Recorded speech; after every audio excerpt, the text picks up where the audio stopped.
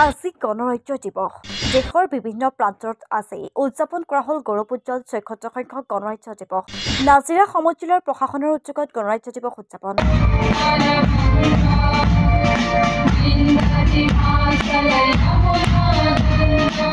সমগ্ৰ দেশৰ লগতে নাজিৰাতো সমজিলা প্ৰশাসনৰ উদ্যোগত বৰ্ণাঢ্য কাৰ্যসূচীৰে ৭৬ সংখ্যক গণৰাজ্য দিৱস উদযাপন কৰা হয়।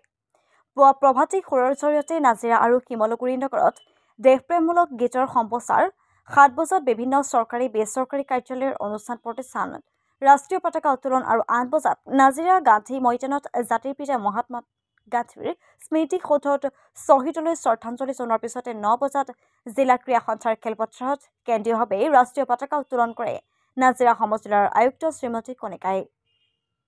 অনুষ্ঠানত অসম আৰক্ষী, অৰ্ধসামৰিক বাহিনী আৰু ভালেকেইখন শিক্ষানুষ্ঠানৰ ছাত্ৰ-ছাত্ৰীৰ দ্বাৰা অভিবাদন গ্ৰহণ আৰু বিভিন্ন সাংস্কৃতিক অনুষ্ঠানৰ আয়োজন কৰে।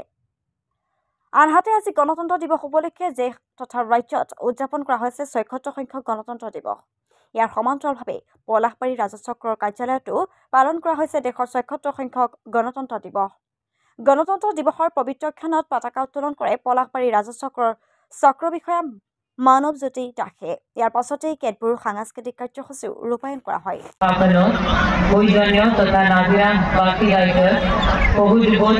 আজি আমি উদযাপন কৰিছো ভাৰতবৰ্ষৰ ৭৬ সংখ্যক গণৰাজ্য দিৱস।